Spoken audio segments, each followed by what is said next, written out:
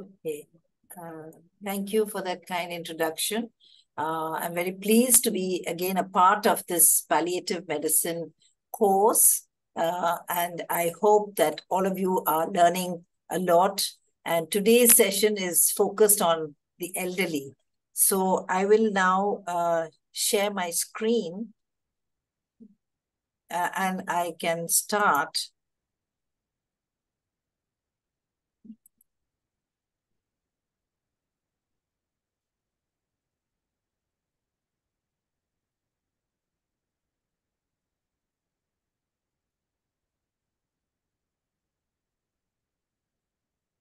Okay, so we are going to talk about the various vulnerabilities of the elderly. The word itself means that in what way are they handicapped, mainly because of the age, and not just age, the number, but the processes which happen with aging. So we won't deal with the actual disabilities that the elderly have, but refer to them in a wider context of the social environment, the culture, the family, the community, etc. And at the end of this talk, we will then discuss the case that one of the participants has worked up and see that how these vulnerabilities in the elderly contribute to a devastating illness like a malignancy, and how do we give a special emphasis on elder people who need palliative care. So the United Nations Charter in 1990, many years ago, they expounded the rights of the older person. They said these are the 5 rights. They said the older person must have independence. They must be able to participate in daily mainstream life. And they are entitled, they have the right to care, all kinds of care, whether it's health, security, shelter, they have the right. And they should be able to also self-fulfill themselves. If they want to do something new, nobody can say that you're old, you can't do it. They want to start a business, they want to learn a language, whatever they want to do, they should have the right to do it. And then, most important, they must have dignity. People must treat them with dignity because that doesn't happen all the time. Though in our country, the older you are, you're considered wiser.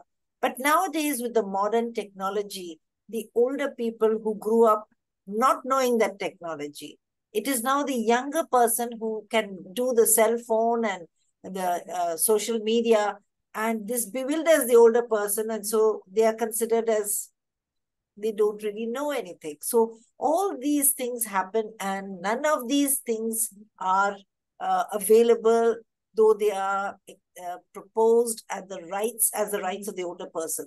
So these 5 will then can be extrapolated into a much wider rights: right to life, right not to be treated in inhuman or degrading way. They must have the right to liberty, respect for private and family life, home, correspondence, and they should be able to think what they want to think, freedom of thought, practice the religion, practice what their conscience says, and they should not be discriminated against. That is known as ageism, just because of age. Of course, certain things are obvious. Because of age, there may be positive discrimination, but the negative discrimination should not be there. So you can see that our Indian government has tried to, in a positive way, allow older persons to travel. So they used to get senior citizens concession, etc. So these are all stem from the fact that a international body has told about these rights. So the right to adequate standard of living, all these rights are available or should be given to an older person. Now, the United Nations has also proposed this decade, starting from 2020 to 2040, as the decade of healthy aging. So active aging, healthy aging, they are all important, because if you don't focus on health, none of these rights can be available to older persons. They have to have good cognition. for them to want to self-fulfill themselves or to do what they wish. They have to have good mobility if they want to travel, if they want to pursue their dreams. So health, this is the WHO actually, active aging. And so this is different from prevention of illnesses in the elderly. How do you actively promote the health of an older person? And it takes a bit of thinking and a bit of courage to expound this, because everybody thinks that as you grow older, anyway you're going to leak urine, anyway your knees are going to give way. How can you actively age? The important thing is you cannot reverse some of these things.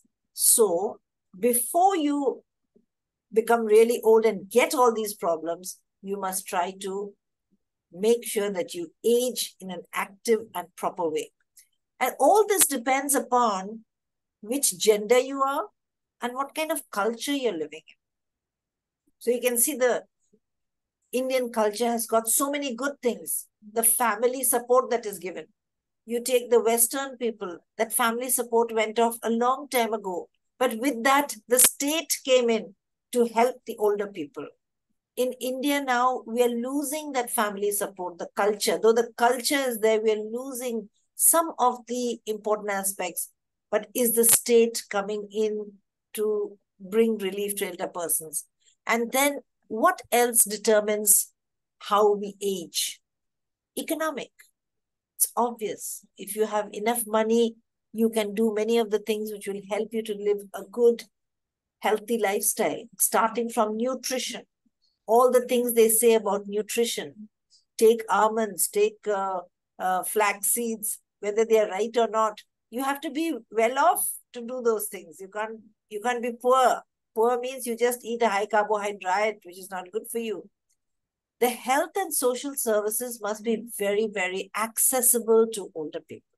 Because as you age, there are going to be many problems like this, diabetes, hypertension. So if these diseases are neglected, then you get the complications of diabetes. You get the complications of hypertension, which is stroke, etc. So once you get the complications, then it's a point of no return. So first, early detection of the diseases, prompt treatment. Then, of course, there are so many other things. The physical environment in which you live. If you live in an unhealthy environment, you're going to get mosquitoes, you're going to get dengue, you're going to get so much else. Society, what kind of society do you live in? Is it a privileged society, or is it a society where older people are put on the junk heap? So all these things determine whether a person can age in a very active way, in a very healthy way. So I just want to put this picture in to show you two slightly different pictures. One, of course, is obvious. This is a gender issue. There are all men here and there are women here. You can see here the background. It looks rather dilapidated. It looks run down. And these four men, they are having the company of each other. They've got peer group support. But look at the body language. Body language is, maybe it's just the photograph at the time of the photograph. But do they look sprightly, as though they can run 100 meters dash if a tiger comes near them? No, they look like a spent force. Of course, this is just one picture taken out of many, but just to show you how people could be in a very dilapidated state, like their surroundings when they're old. But look here, this lady is old. There's intergenerational bonding. There's we don't know her age. Maybe she's prematurely gray, white. But yes, she is an older person and she looks very happy. She's wearing bangles. She's dressed up. She's got a bindi. She's obviously not a widow. Otherwise, this would not have been allowed. And then you see she's actually in a shop. Either she's shopping or she owns the shop. So this is what we would call as an active aging, where you're in with the society, you're having an important place, a happy place. And here's some more pictures for you to think about. Look here. This person is disabled. This person is disabled. This one also is in a wheelchair. But look at their body language. They're all laughing. They seem to be very happy in each other's company. And so here is a group that is not disabled. They are healthy, and they're sitting in such nice surroundings and conversing with each other. So this is the kind of thing that we want to have. So whether you have disabilities, whether you are healthy, everything should be such that you can exercise your rights as an older person. And there has to be a shift, a cultural shift in how we look at older people. For example, most of the elderly people, there is a negative perception. They are seen as less valuable to their society because they can't produce anything. They have finished their office work. They are only sitting on their pension. People may feel, they are getting the pension and then we are the ones who are supporting them. They seem to be more dependent on the younger generation. They may not be able to navigate the new world. They are a burden on the economy. They are weak and frail. Their judgment and decision-making should be deferred to others to protect them.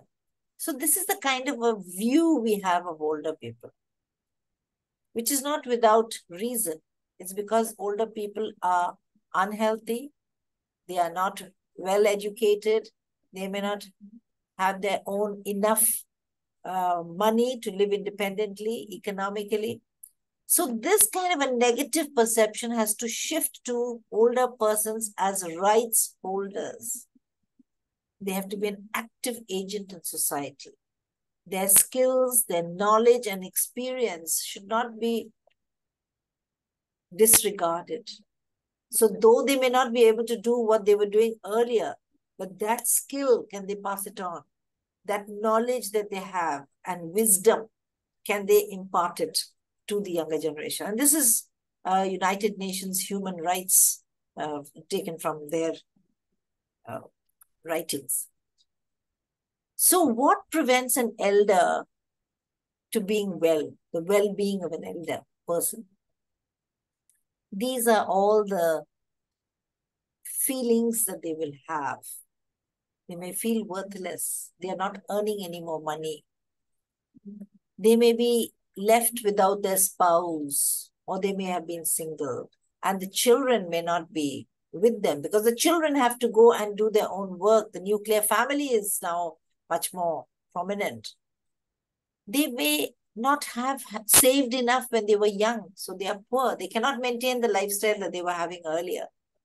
They may be fearful. What kind of a death awaits them? Who is going to look after them? They may get abused. This is not at all uncommon. Just excuse me. Hello? Yes? Hello? Oh, sorry. No, I'm on a Zoom. Sorry. I'm so sorry. I thought this was from Pallium India. That's why I took it. I really crave your indulgence. So they may get abused and they may suffer silently. There's a whole topic on elder abuse, which we're not going to go into, but they suffer from all kinds of abuse and they cannot retaliate. And then illness, diseases, pain, and disability. This is a common lot for most people, but it need not be. Surely, if you get a disease like cancer, there will be pain. But if you can palliate their pain, they can still live meaningful lives. If you can take care of their health issues, they can. People feel if an older person complains, oh, I can't control the urine, I'm just leaking urine. People have the smell, they don't like it, they push them away to one side, put them in an old age home. But little do they know that quite a lot of incontinence, urinary incontinence can be managed if they go to a proper person, if the health services looks after them. If they are hearing impaired, they have the right to have hearing aids. They have the right to have people around them speak in a way so that they can understand them, include them rather than keep them on the sidelines. So all these things are the reasons why older people don't have their rights that they're due for. I thought now we could deal with 3 different scenarios of older people. They don't have anything to do with the case that you are going to present. But this is just to give a background of what people from different socioeconomic groups feel, or the different kinds of pressures that are put on them. So let's look at this 60 plus elderly frail widow. She does her daily manual work of grazing her only asset, which is a cow. So this is a village woman. And this is a real thing which I saw when I went to collect data on the disabilities and diseases of elderly person at least 15, 20 years ago. So we went to the lady's house, but she was not there. It was locked. We waited 10 minutes and soon we saw her coming with her cow. And we all felt it, that here is an old lady who still has to do manual kind of work. Why does she have to do it? So she explained, my children have migrated to the city for jobs. You can't blame the children. They had to do it out of necessity. But this is what has happened to the older person. She weeps as she narrates. She's poor. She is lonely. Her knees are hurting. She feels as though she's just been abandoned. So where do we begin to help this old lady? It's a very complex issue. Let's take the second. That was a village. This is an urban upper class. So it's an 80-year-old couple, both husband and wife. They have diabetes, heart failure, dementia. And they have been put in a retirement home. They are obviously from upper socioeconomic group. Both their children live in the US. This is a very common thing nowadays. And they tell the story. One of them, I slipped and fell. My wife is too weak to lift me up. Our children can see us every minute through the webcam in the living room and bedroom. They send us money. So you can think, oh, well, they're being cared for. What's their problem? The children are doing the best that they can. So what do they have? They have illness, they have pain, they have disability, which are not addressed. You may watch and look at them, but can you take care of their pain? They have dependency, loss of autonomy. What do we mean by loss of autonomy? When you're not independent, you can't decide what you want to do. So you cannot make your own decisions. They have been abandoned. They are being cared for, but in a virtual way by people who they don't know. And then what is this? Loss of privacy. Every moment a webcam is watching, no matter how much you love your children, you may not like in all moments to be watched by them. So this is a difficulty which we all So what is the solution? One, they have illnesses, so many illnesses. Improve the health services access of the older people. Improve the home care services for activities of daily living. They are in a retirement home. But if you do look, I have gone to many retirement homes. All the care that they need and the support is not there. They don't have trained people.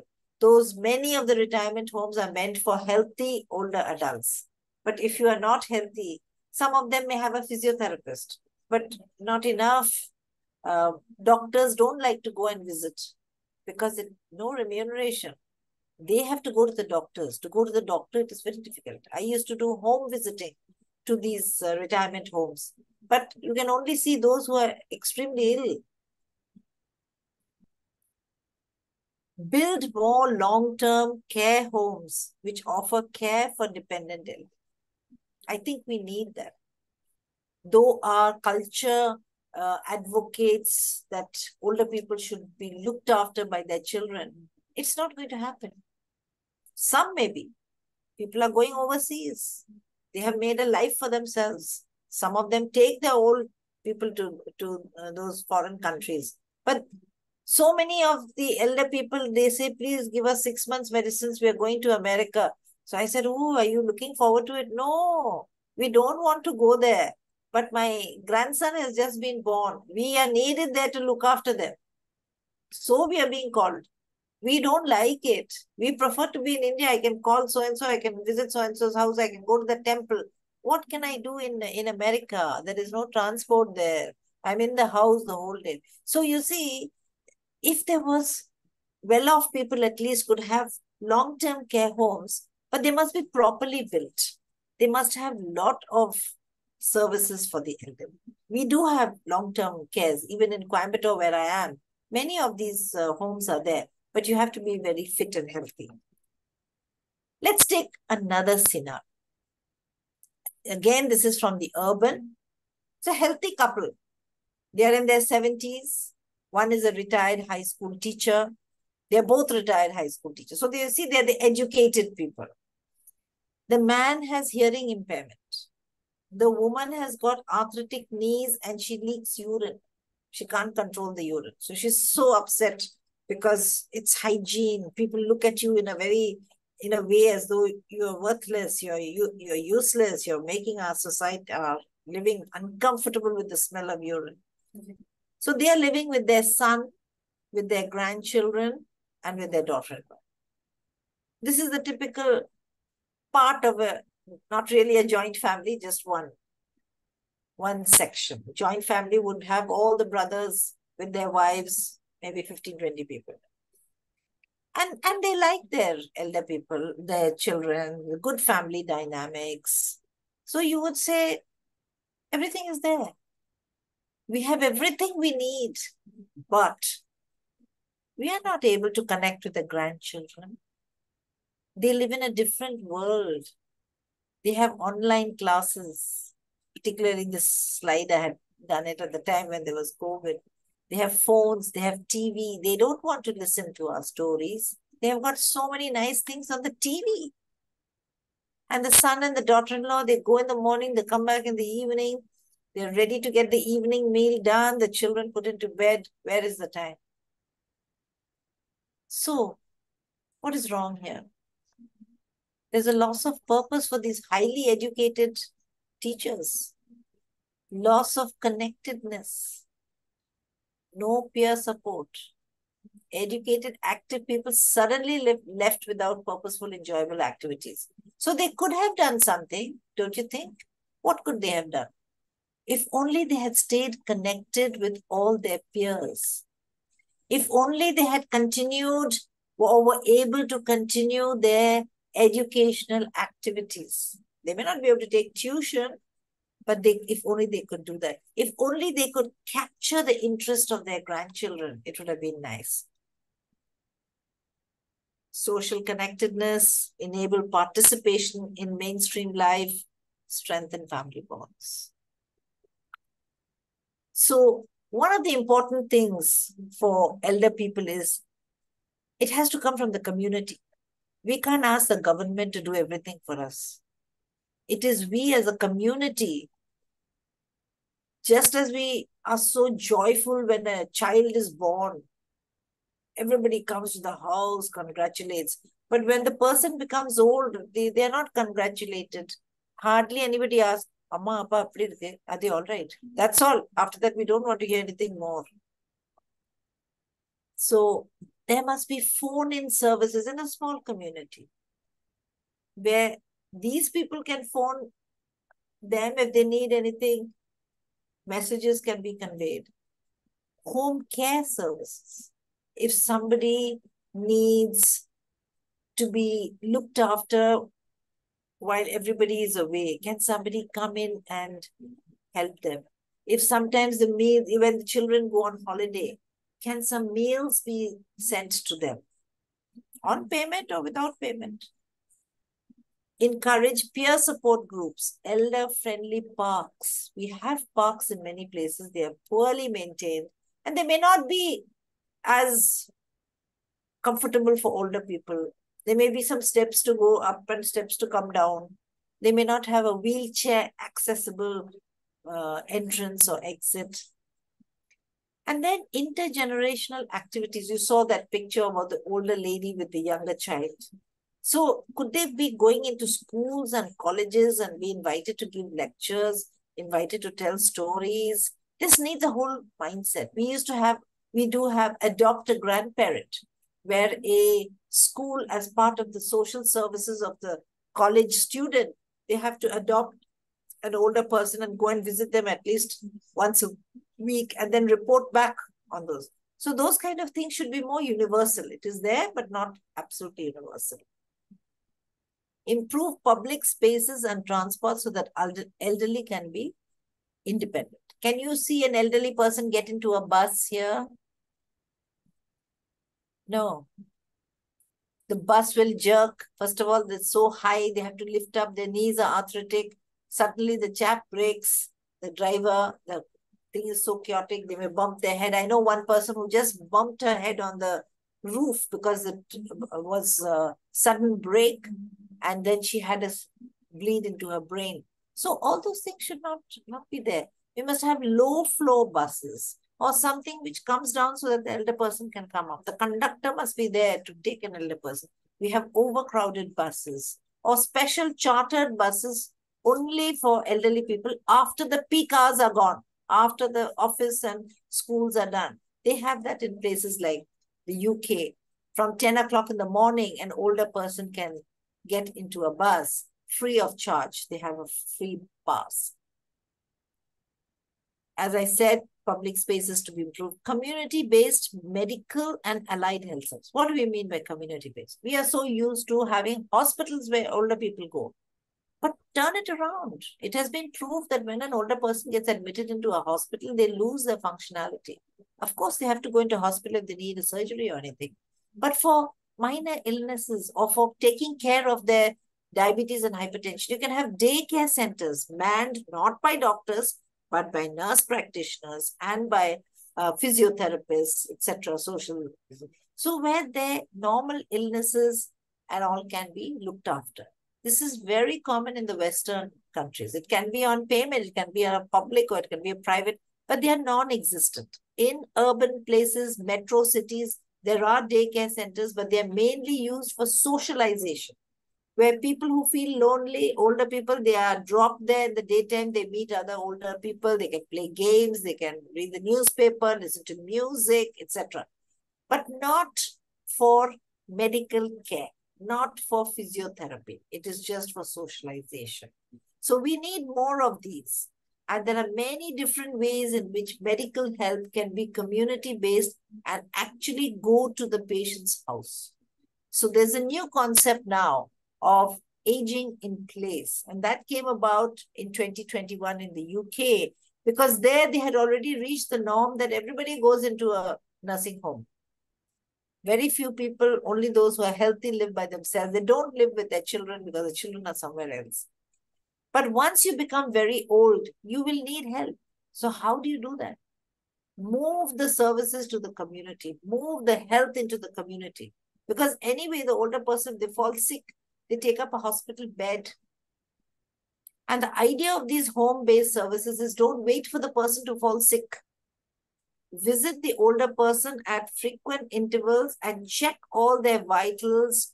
How is their stability? How is their urination? How is their mind, cognition? And then put in place remedies before it actually becomes severe enough or apparent. So this community-based medical and allied health services is a concept that we don't have in India, and we need to have it. We need to promote it. The financial wealth of elderly. You see, old age pension scheme should be there for everybody. What about people who are in the informal sector? What about your maid? Do we give, first of all, we don't pay our maids well enough. People who work for us in our domestic area, are we going to give them pension? No. Strengthen the Maintenance of Parents and Citizens Act of 2007. I'm sure most of you may be aware of it. This is an act which was put out by the Department of Social Justice and Empowerment in 2007, in which it said it is a duty of the children. And when they say children, it's their direct children, grandchildren, many other people in the family who have to maintain the older person. And if they're not being maintained, they can be eligible for fine and even imprisonment. So this is something I do not know how many people make use of this, but it is the importance of the family to take care of the older person.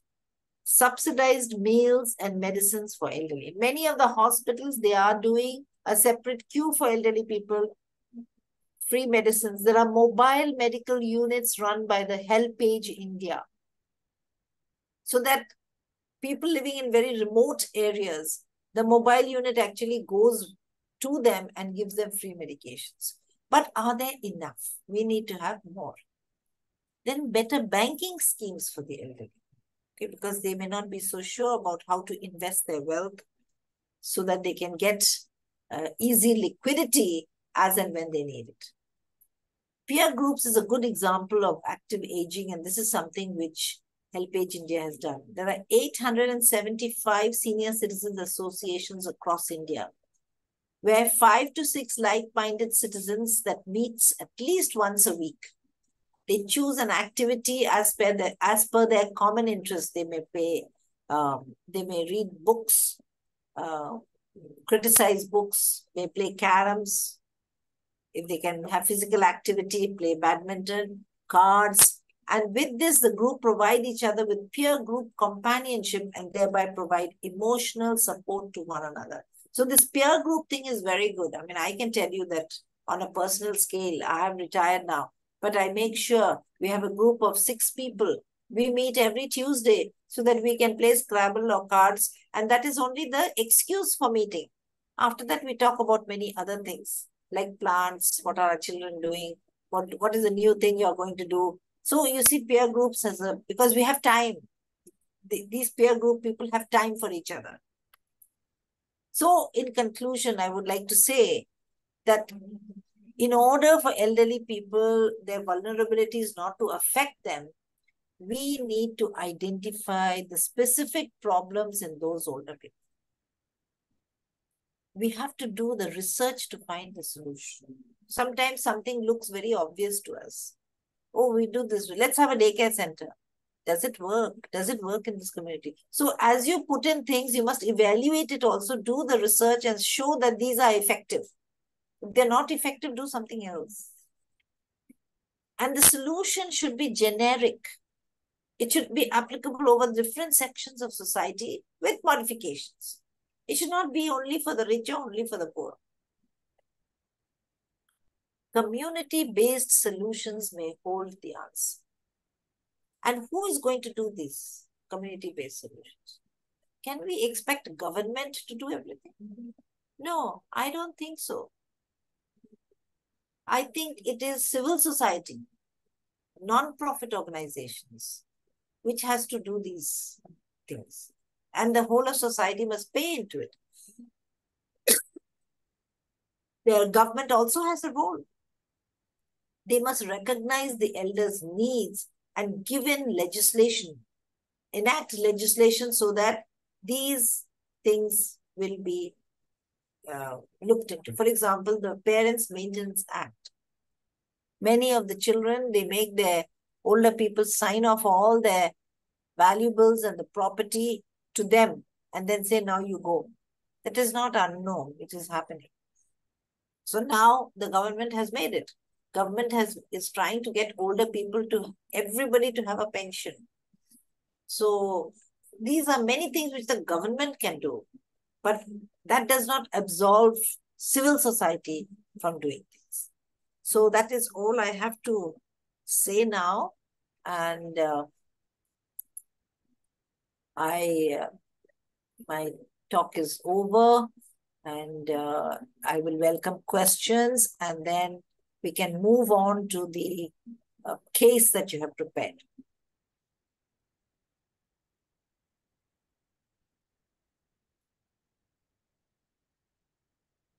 There are some messages here. I'm trying to read them. Somebody has written about loneliness. Buses skip the stand if they find only elderly people, because they're going to take a long time to get into the bus, and then they're going to create trouble. Yes, trains are not.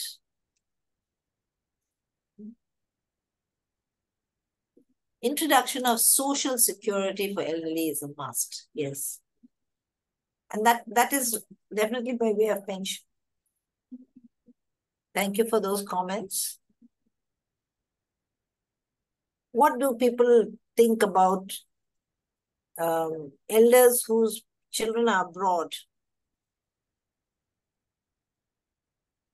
When the children first go to the US, the parents are very happy. They tell everybody, "I've got one son in New York, and I've got one daughter in Sweden," and the esteem of the whole society goes up. But back in their minds, they will know that when the time comes, they're not going to be there to look after.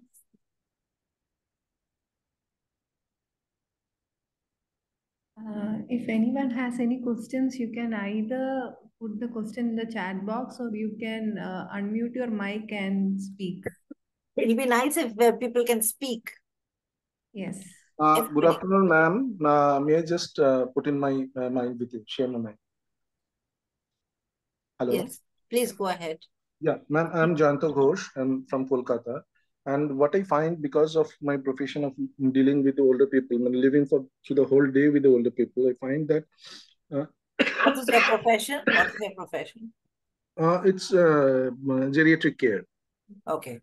Geriatric and dementia care. Okay. You're working in what kind of a setup? In freelance. I'm a freelance professional. In a what? In freelance profession, yeah. Okay, so but you must have some people to help you. Just give us an idea of what kind of place you're working in, because there are so few people like you. Actually, I visit people, older people in their own homes, and people, because of my working experience of last 17, 18 years, people usually contact me when they're in need. And along with this professional service, I always try to add on other aspects such as social support systems that is existing in that particular location. And sorry, ma'am, I have a bad sore throat. And what I find is that these older people also need to reframe them in a new way, because the times are changing. Some old ideas that stick to these parents, the older people, that sometimes become detrimental in their well-being. And can you give an example? An example is that, ma'am, although it is very evident and in practice that aging in place, but still in such a situation when the older people cannot fend for themselves, their children are abroad or in some other cities far away from them, then it might be advisable to move on to some care homes, which is to their standards. There are care homes, but people find it as a taboo that the society would look down upon them if they move on to a care home. And this becomes a big issue. And I also would like to share that in just a few days ago, on 1st of October, we just took upon a plan to bring in all, at least we brought about 30 older people from our community to just share their minds, to tell the stories of their life. And initially, it was very hard to cajole them and drive them to speak up.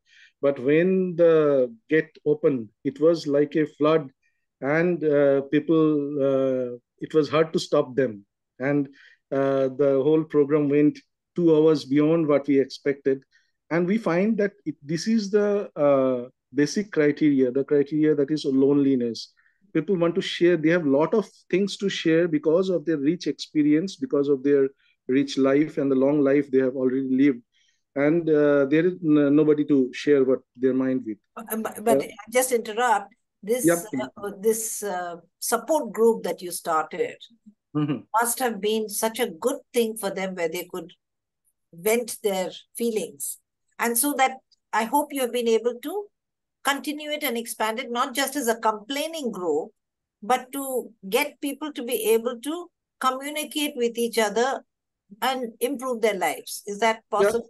Yeah. Sure, ma'am. Yeah, we are moving in that line, because every month we fix up a Sunday or Saturday, and in Bengali terms we call it Shonibarer Adda or Robibarer Adda, because people in Bengal, they love Adda very much, and they can talk about any subject under the sun, and they have tea, they have samosas and all that, and they actually discuss about their problems, and we always try to find solutions to them, where government support is That's a there. very excellent thing that you're doing, this peer group and support group. And I would just think that I don't know details of your organization, but if you can bring in a little bit of health component, because I'm a doctor and I can see that, somebody just assess them. Elder people, they may look all right, but they have to be assessed in a particular way to see they've got a balance problem, they might fall. So if a physiotherapist could also come in, so part of the sharing that they have, can you have a little session of this and a little session, Yeah, which is right, related ma'am. to health? Yeah. We have plans about it, and although it's not very regular, at least 3 or 4 times a year, we put on Like a some camp.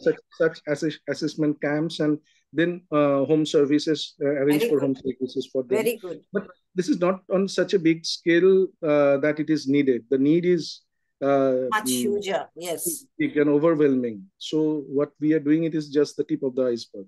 True. Uh, But uh, you need a small activity, and when people see it's good, it will grow. So now you have shown that it is helpful. It has to grow, and I think the use of technology is very important. All older people should be taught, unless cannot see, how to use a smartphone if they can afford a smartphone, so that they are always in touch, always calling each other and telling each other.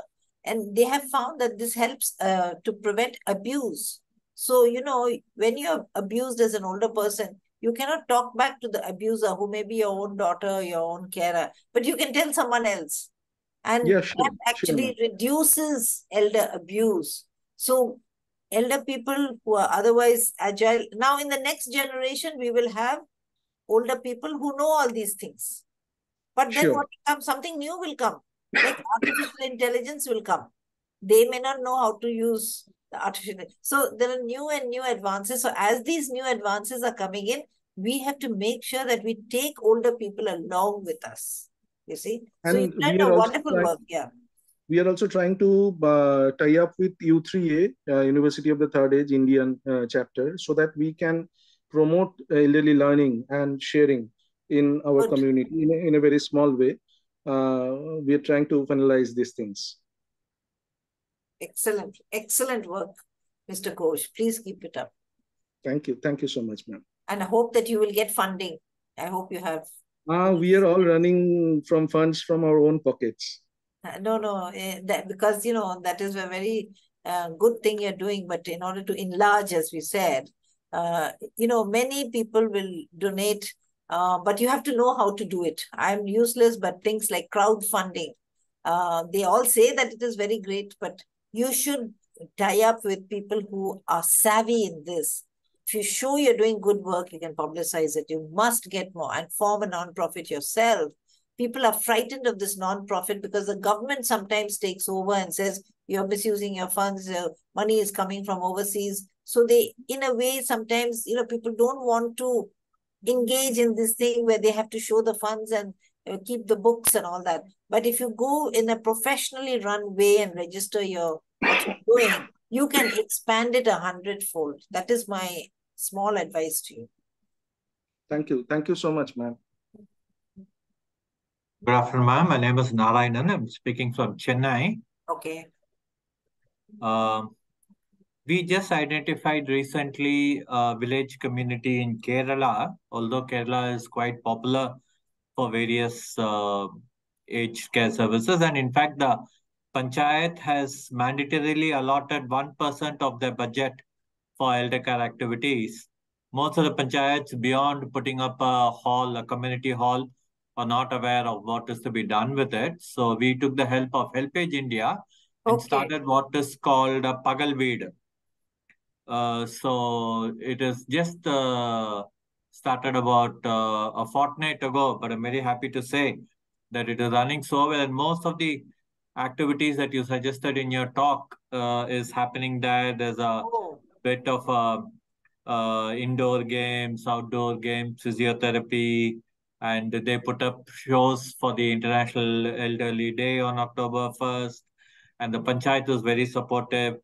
It may be early days, but I'm very sure, I'm very confident and positive to see that this will be sustained. And a comprehensive survey was done beforehand, and we identified about 50 elderly in the village who are 25 of whom are with very little support in the sense of family support, and 25 who have family support but are quite having a lot of free time in the daytime.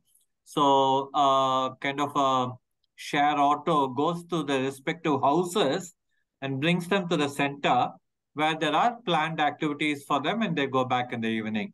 So just wanted to share this. Not only Very is one nice. NGO partnered with one funding agency to take this forward, there is also policy support and guideline from the government in this Pagalvedu concept.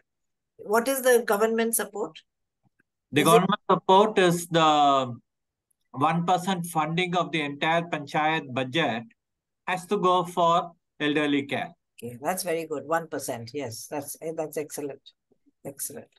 And in fact, not only 1%, if that 1% is not properly spent, the entire budget gets frozen. It is not passed by just skipping over. You can't skip it also. So it's compulsorily Yes. spend the So, requirement. yeah, so what you have shown, Narayanan, is a very good example of civil society working with the government. Government cannot do everything, but if they can give this money, and make sure that it is being, as you said, frozen, then civil society can come together and do this. And as I said to the previous speaker, what you're doing mainly is the peer group support, but can it be used also various ways? Like one, of course, important is health, because active aging, health is so important. It cannot. So what we don't have in India are these huge numbers of people with physiotherapy, allied health services. Because nobody wants to do allied health. Everybody only wants to be a doctor. Okay, they want to write the NEET and finished. And once they don't get the NEET, then they go into depression. But if they can be allied health workers, and how can that be? Because society now has to say, you allied health workers, we love you, we want to give you more money, raise their esteem level in society and give them more money.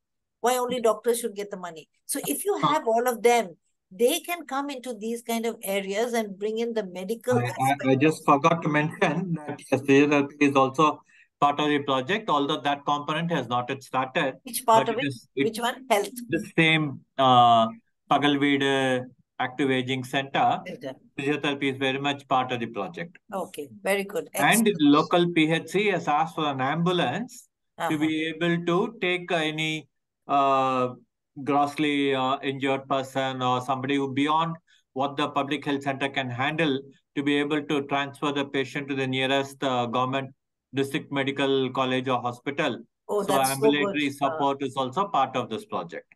That's so good. So what you're saying is the older person, it will remove when they see more of these activities, the older person will not have that fear and that anxiety. Absolutely. What will happen to me? What will happen to me? Okay, here is something which can happen to you in a positive way.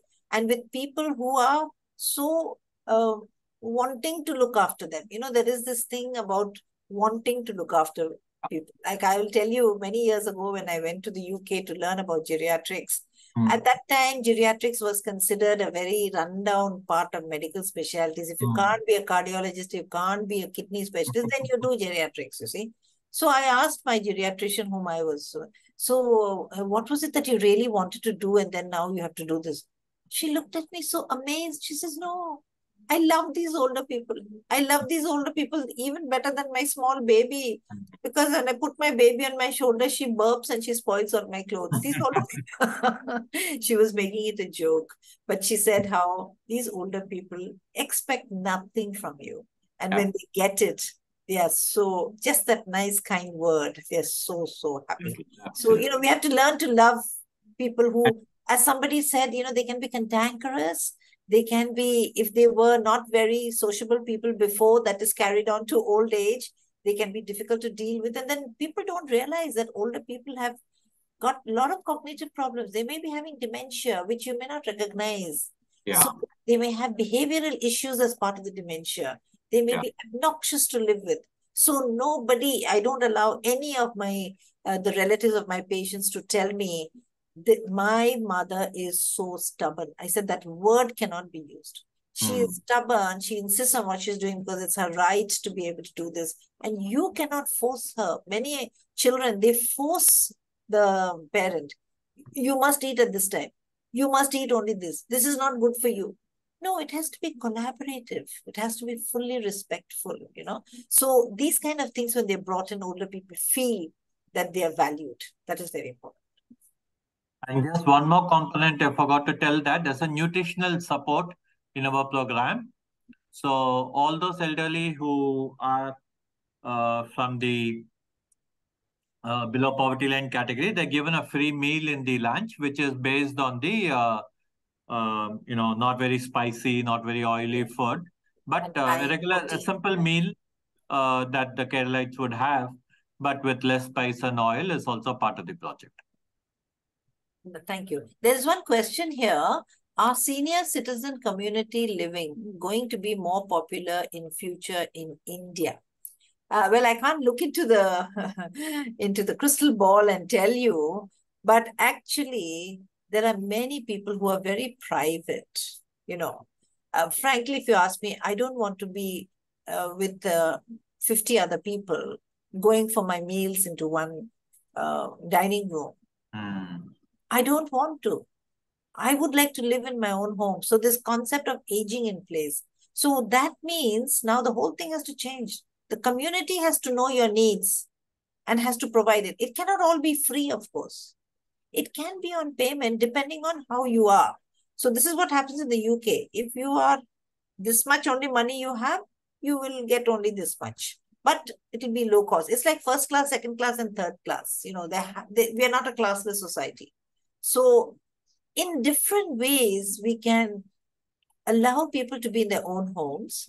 But if they don't want to, if they want to live in an old age home, they can. And Jayanta Ghosh was telling us about that may be the only option in some people. If they are so dependent, if their activities of daily living score is so low, they cannot safely live in their house, then yes, it might be. But I feel that there's going to be a movement towards aging in place. It all depends on how our society, how it grows in the future.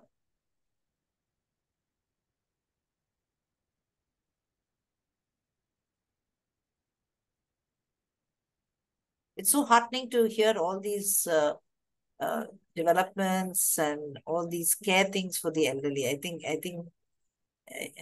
it has to finally come down to civil society to do these, and you have to encourage people. You know. And now corporate social responsibility, CSR, many of the big companies are doing things like mobile units. Tata has only urban, it have only 2 vehicles, but others like Wokart and all, they have so many vehicles, just like Helpage India. So these are all efforts for them to give back to society. So these people, corporates, can be asked to help. Jayant was saying he's using his own money. You can get them, you can apply to them.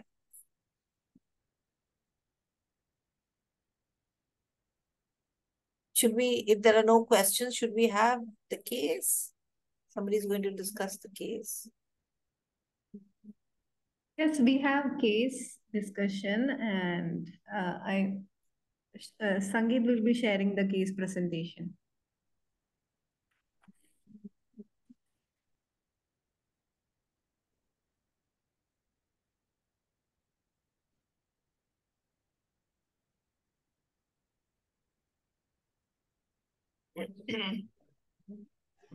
I invite Ms. Ruma Biswas Good Saha. afternoon. This is Ruma Biswas Saha, a chaos coordinator from West Bengal. Next, patient overview. My patient is 73 years old, female, patient with neck cancer who was washer woman. Next. Medical history. The patient has been diagnosed with disease on 14 April 2022.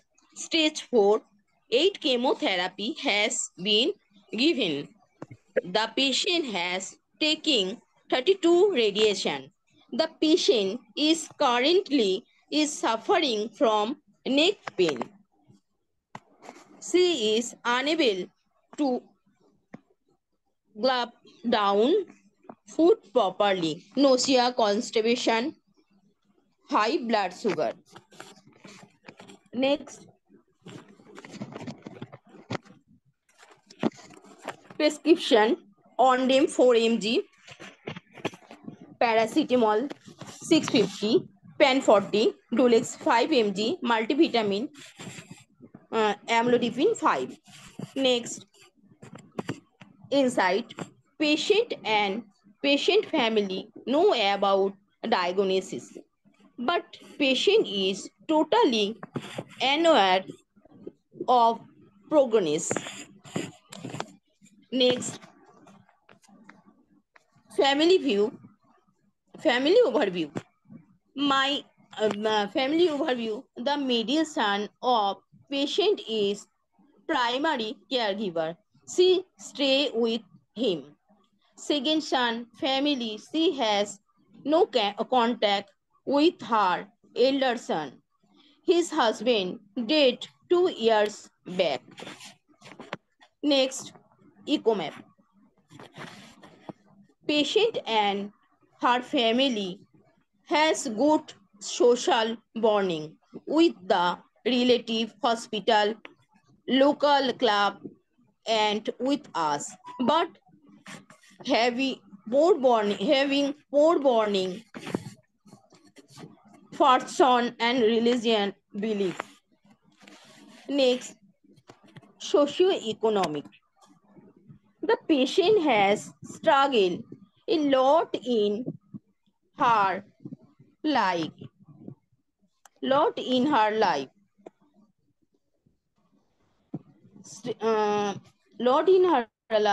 The used to work as a washerwoman and contribute in her family.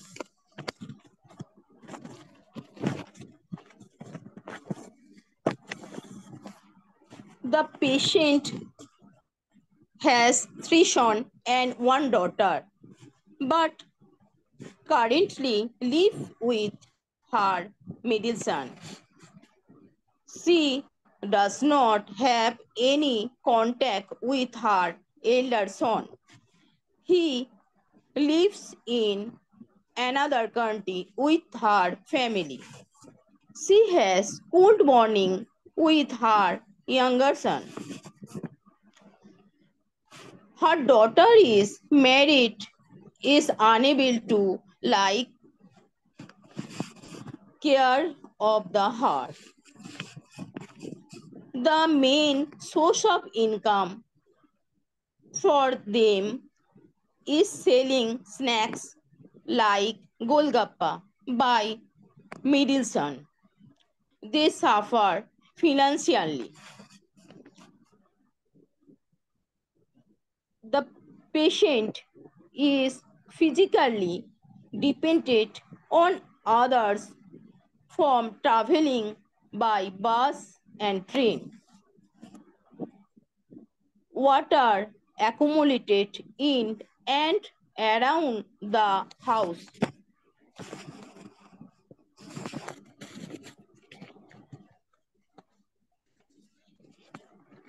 Next, psychological. Psychological. Patient is in state due to some reason.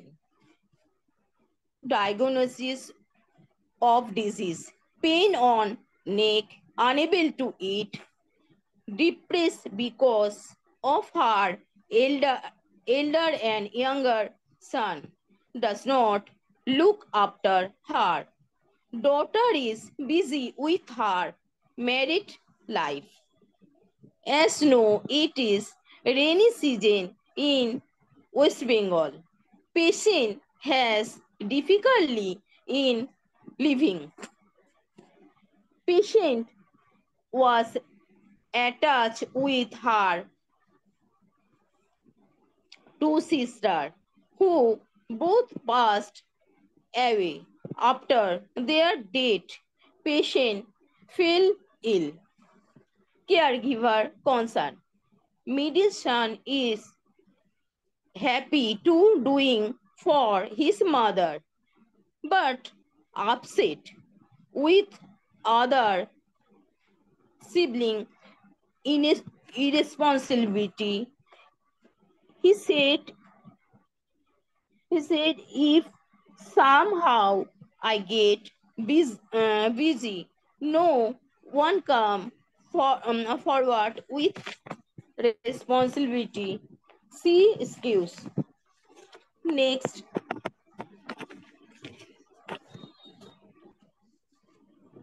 total pain. Physical pain in neck, unable to swallow food, constipation, nausea. Socio-economic, poor environmental condition of house, good bonding with her middle son, poor contact with other children, family business, selling golgappa, psychological pain, depressed because of her elder son does not keep any contact with her. Patient remember her late sister said because of some unforgettable loss in her family. Spiritual.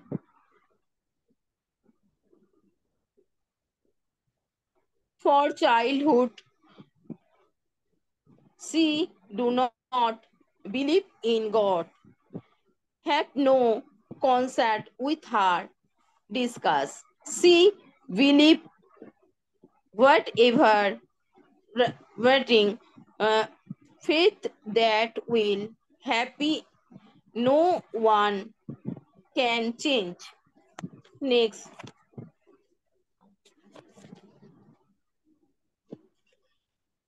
discussion point. Patient is exposed to vulnerability. Take poor condition her house. Financial condition poor family bonding. So my query is how to deal with her vulnerability and her family issue. Thank you.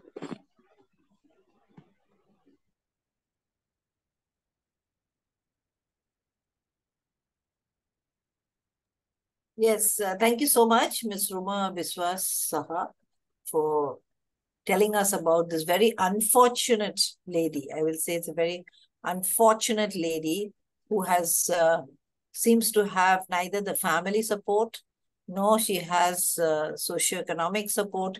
And on top of that, she has a very serious illness, which is giving rise to such basic needs as eating. And so her nutrition is also going to suffer. So what are the things that we can do for her? What did you think you could do for her? One of the first things that comes to my mind is this, since you have put quite a bit of emphasis on the fact that though there are 3 siblings, she has 3 children, only one is bearing the burden. So what do you think about this Parents Maintenance Act of 2007? I don't know whether you were aware of that before, where all the children have to look after. Yes, Ms. Ruma? What do you think of making or anybody, what do you think that these people who can support her family, how do we get them to see her, to look after her? Anyone can answer? Have any efforts been made? Hello, ma'am. Yes. Hello. Yes. Yeah, ma'am. My name is Krisha Devnas. So, first of all, we can inform the elder children about the patient situation, mainly her mental health, that his mother is going through some vulnerability and disease as she is aging. So, I think with that, we can help them to cover his own. Anything been done to engage the older children, either through a social worker or whichever team? Ms. Ruma, have you all tried to talk to these people? It's a very delicate situation, but have you tried to contact them? Okay. Maybe you just got this family, but that would be one way of saying that now one person cannot help. You all help in whatever. You said one person is living in a foreign country. So maybe they can at least give financial remuneration. Hopefully they are able to do that. But the other thing is, though I'm aware of the Act of 2007, I'm not sure how much it is being used, because people don't like to bring litigation with their family members. So I would like to know, does anybody have experience? The Act goes like this, that anybody, it doesn't have to be the person themselves, any senior citizen can write an appeal to the tribunal of this Act and say that this person, give the details, is not being looked after. The tribunal will then investigate, and they will contact all these people and demand that they should help, either financially or in care. And if they don't do it, they will be penalized up to imprisonment. I think this has got some teeth, but I myself, though it's 2007, I have only once actually suggested it to someone, and I don't know what happened. This lady was asked by her 2 children who live overseas to write the house that they're living in Bombay into their names, because they were being charged income tax on these assets in America and Europe, and they didn't want to pay that income. So they asked them, please put it into our name completely. And then as soon as it was in their name, they sold it and told the parents, now you move out. So they were deprived of their living. So they went to the tribunal and complained about their children. But it was such a heartbreak, because they said, we never thought that our children will do this to them. But we all encouraged them and said, no, you don't have to feel sorry for them. It is your right to have it. So I don't know what is the experience of other people here. Anyone like to say? Yeah, ma'am, I have at least 4 or 5 encounters of such incidents. But although the tribunal is here, it doesn't have much inroad in the society, and there is not much that the department can do. One of the primary reason is, even though a neighbor or any well-wisher can inform the tribunal or file this case, but still the parents, it's very sad that although they are suffering a lot, they are suffering with their life, but still they back down when things come up against their own children. So this is a very critical issue, and this needs to be handled very delicately, as you have said, and this need to have a social education about all these these sensitive issues. You're and right. points. But when it's being done by an organization, it will probably have more power than if just an interested party goes. So if you're a trust or some palliative care group or something, and all you need to do is just write the letter and then follow it up. I agree, things don't change. It's like the Dowry Act. Okay, still dowry is being given and is being accepted because the two parties don't want to tell about it. But if we keep the momentum up, something will happen. So that is one aspect of it in which at least the financial condition can be improved. Sure. About the many other things. Ma'am, in Kolkata, within the jurisdiction of Kolkata Police, there is a social endeavor of the Kolkata Police Department itself. It's called Pranam.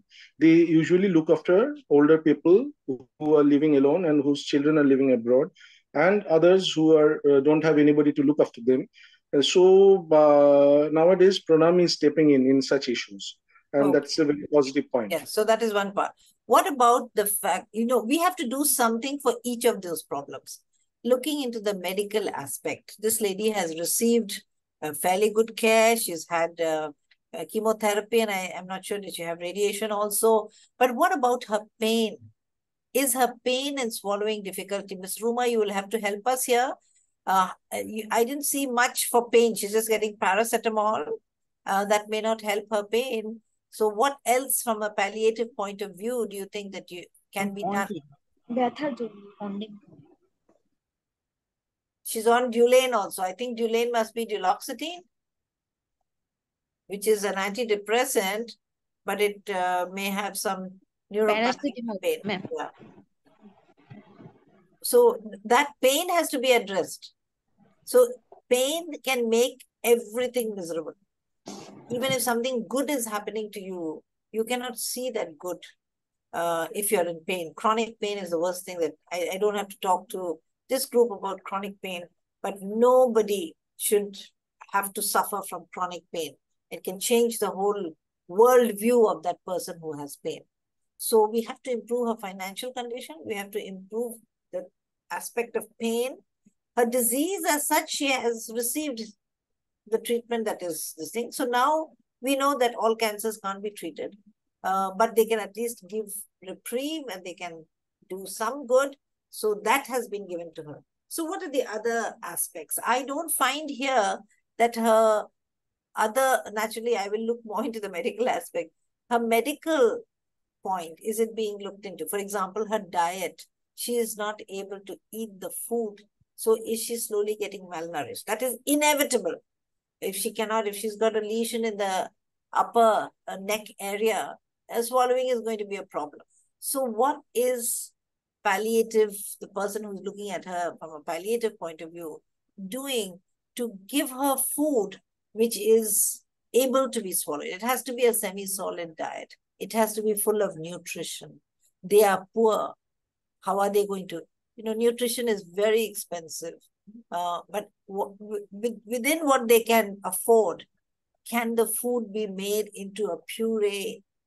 Can somebody help the family with that so that easier to swallow the food? Nutrition is extremely important. So when you look at it, there is a lot that can be done for this lady in small amounts. But one thing we know in geriatrics, in the medical sphere, if there are 10 different medical problems that the old person has, and most of them are uncurable. So what you have to do is you have to make them bearable. And what we find is small improvements in the functionality of the person makes a huge difference to the way the person perceives. For example, person is incontinent. This is a good example we give. We are giving all the medicines and trying to help the incontinence, but they've got arthritis of the knees. If she rushes to the bathroom, she will fall. So how do you help that? You try to give something for knee joint pain, but if you can't, give a social solution. Have a urinal, something in which the person can pass there itself. So at least when the urge comes to pass urine, they don't go and wet themselves. That is the most demeaning thing for a person, is when you can't even control. You feel worthless.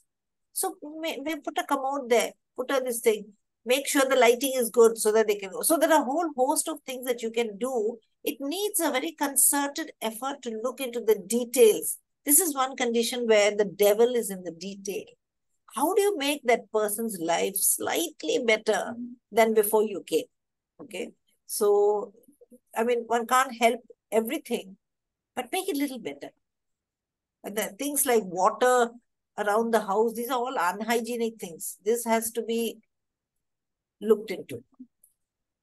money coming, flowing in, can be. The older person could be told, can you just help with this? Even if you can't come here, can you help us to remove this water from the house? We need money for the pumps, etc. So for repairs, people may be able to do a one-time thing and their guilt can be assuaged. Whatever it is, even if they don't come forward, at least you can put in chunks. This is what you can do for your parent. It might work.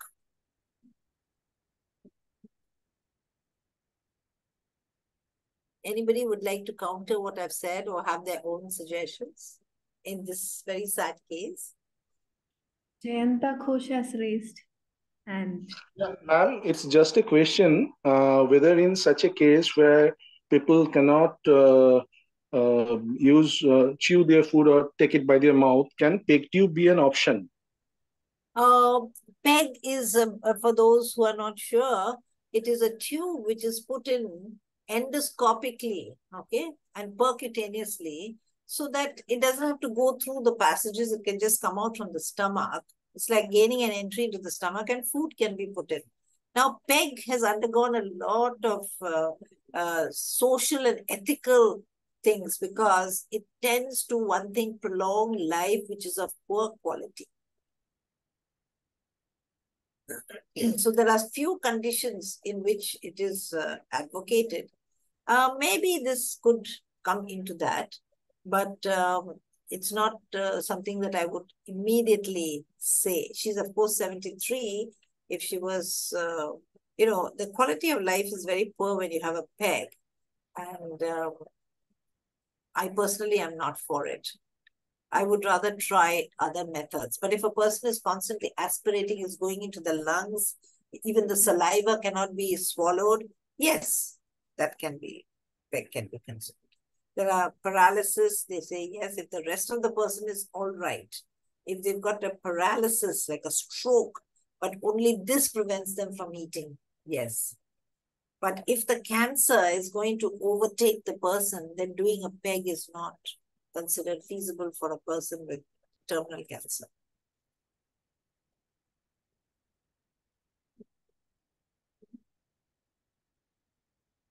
Anyone has a different viewpoint, please go ahead and mention.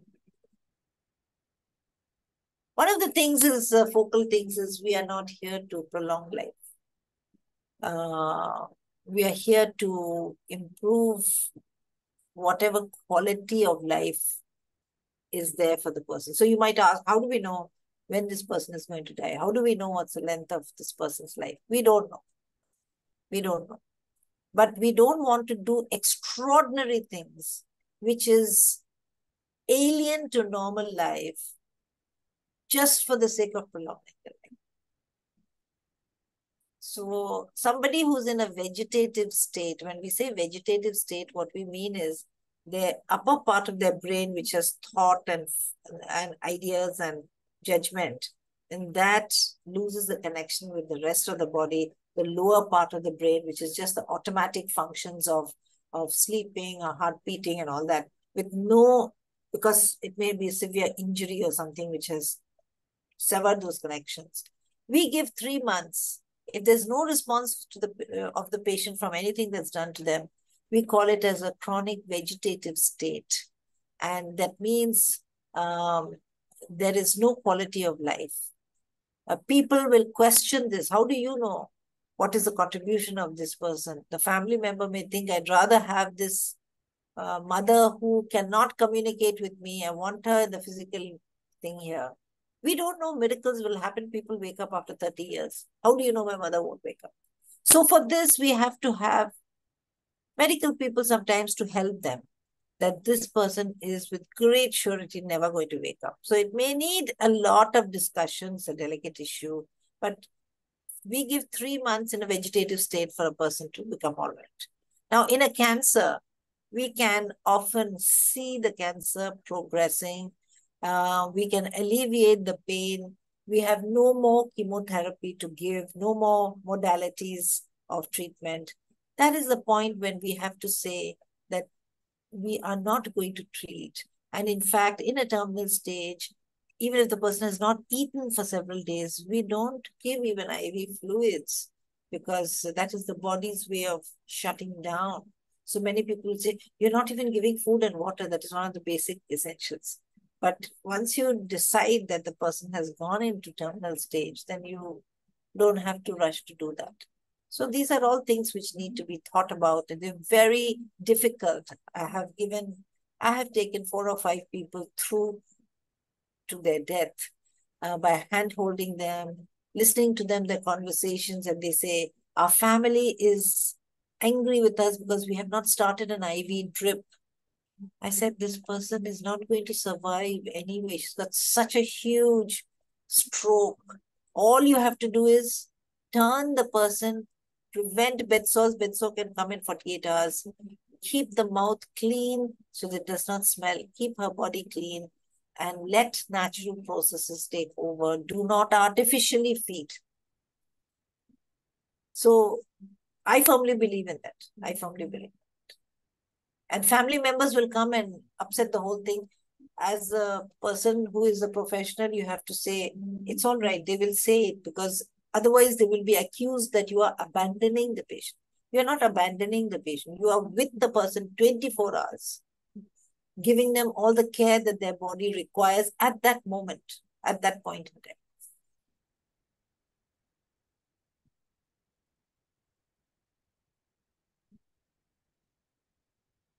Any more? Still have 5 minutes, so if anyone has any questions, you can definitely ask, or else we can wind up the session. Anyone has doubts? Jayanta has said that it would have been a wonderful experience working with you. Jayanta, we can still work. Though I have stopped. I have stopped physically going to the hospital. But do get in touch with me if you want to throw some ideas, you have doubts. I may not be able to help you all the time, but I can give you a perspective based on my experiences. If that is of any use to you, please do go ahead. You're all welcome.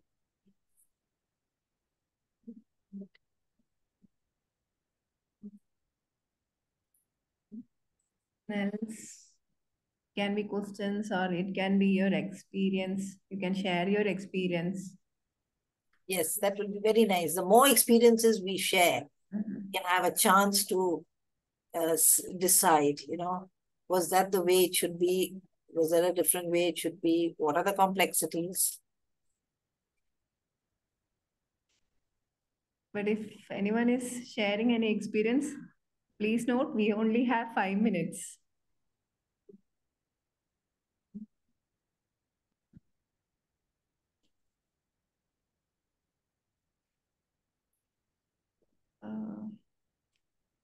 I think no one has any questions.